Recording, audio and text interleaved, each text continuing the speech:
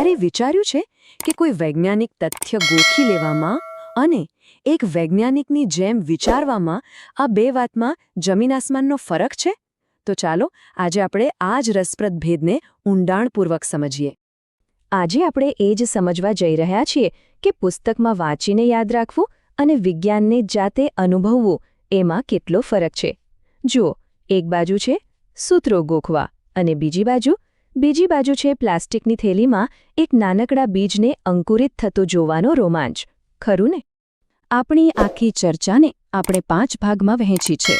આપણે પાઠ્યપુસ્તકથી આગળ વધીશું, વિજ્ઞાનને આપણા હાથમાં લઈશું, એક વૈજ્ઞાનિક જેવો સંગ્રહ બનાવીશું, પછી સમજીશું કે કરીને શીખવાનો અર્થ શું છે, અને છેલ્લે વૈજ્ઞાનિક મૂળિયા કેવી રીતે કેળવી શકાય એ જોઈશું.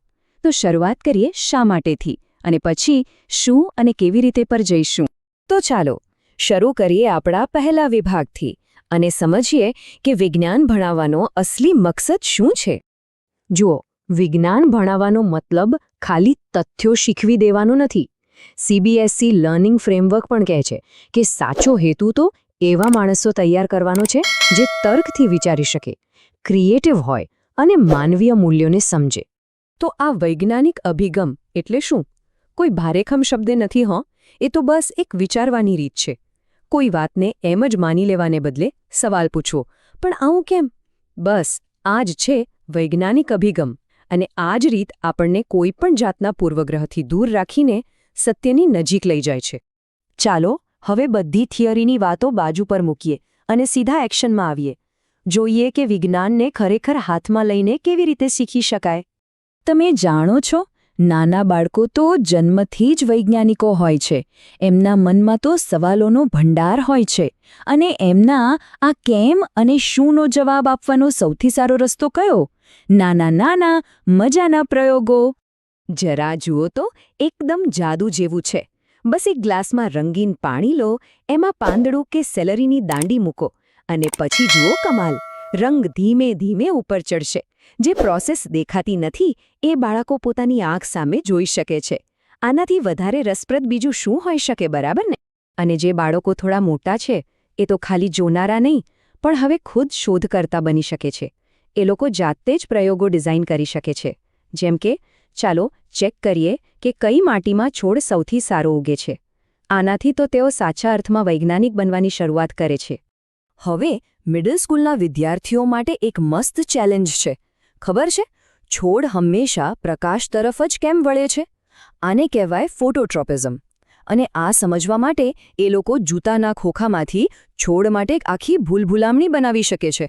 કેટલું મજેદાર! સારું, હવે એક એવા પ્રોજેક્ટની વાત કરીએ જે કોઈને પણ એક નાનો વૈજ્ઞાનિક બનાવી શકે, અને એ છે હર્બેરિયમ બનાવવું. હવે આ હર્બેરિયમ એટલે શું? સાવ સહેલું, સૂકવેલા છોડનો સંગ્રહ. ચાલો જોઈએ આ બને છે કેવી રીતે. એકદમ સાદા શબ્દોમાં કહું તો હર્બેરિયમ એટલે જાણે છોડની લાઇબ્રેરી. જેમ લાઇબ્રેરીમાં પુસ્તકો હોય એમ અહીં સૂકવેલા છોડ હોય છે, અને આ છોડનો પછી અભ્યાસ કરી શકાય છે. જોયું? પ્રક્રિયા કેટલી સહેલી છે. બસ આસપાસથી છોડ ભેગા કરો, એને ઓળખો, નોટ્સ બનાવો, કોઈ જાડી ચોપડીમાં દબાવીને સૂકવી દો, અને પછી એને એક ફાઇલમાં લગાવી દો. બસ તૈયાર છે આપણો પોતાનો વૈજ્ઞાનિક સંગ્રહ. અને સૌથી મજાની વાત તો એ છે કે આના માટે કોઈ ખાસ સામાનની જરૂર જ નથી. બાઇન્ડર, કાગળ, ટેપ, કોઈ જૂનું જાડું પુસ્તક, આ બધું તો ઘરમાં કે સ્કૂલમાં આરામથી મળી જાય. આ જ તો બતાવે છે કે વિજ્ઞાન શીખવા માટે મોટી લેબ નહીં, પણ બસ જિજ્ઞાસા જ કાફી છે. ઓકે, તો આપણે આ બધી મજાની પ્રવૃત્તિઓ જોઈ, પણ હવે સવાલ એ છે કે આ બધું શિક્ષણના મોટા ધ્યેયો સાથે કેવી રીતે જોડાય છે? ચાલો એ કનેક્શનને સમજીએ. આવા ડાયાગ્રામ તો આપણે સૌએ પાઠ્યપુસ્તકોમાં જોયા જ છે. યાદ છે ને? આપણને કહેવામાં આવતું કે બસ આ ગોખી નાખો. પણ શું ખાલી ગોખી લેવું એ જ સાચું જ્ઞાન છે? પણ હવે આ જુઓ, અહીંયા જ આખો ખેલ બદલાઈ જાય છે. જ્યારે આપણે અલગ અલગ માટીમાં બીજ વાવીએ છીએ ત્યારે આપણે વેરિયેબલ્સ કંટ્રોલ કરવાનું શીખીએ છીએ. જ્યારે હર્બેરિયમ બનાવીએ છીએ ત્યારે આપણી જિજ્ઞાસાને સર્જનાત્મકતા કેળવાય છે, અને પેલી છોડવાળી ભૂલભુલામણી, એનાથી તો આપણો આખો વૈજ્ઞાનિક અભિગમ જ મજબૂત બને છે. આ છે ગોખણપટ્ટીથી સાચી સમજ સુધીની.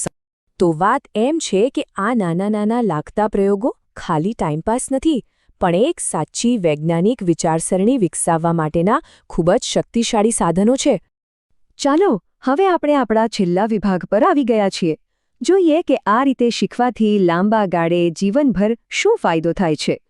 1 મિનિટ માટે અટકીને વિચારીએ. જ્યારે કોઈ બાળક એક બીજ રોપે છે ત્યારે શું એ ફક્ત એક છોડ ઉગાડી રહ્યું છે? ના, એનાથી ઘણું વધારે કંઈક થઈ રહ્યું છે.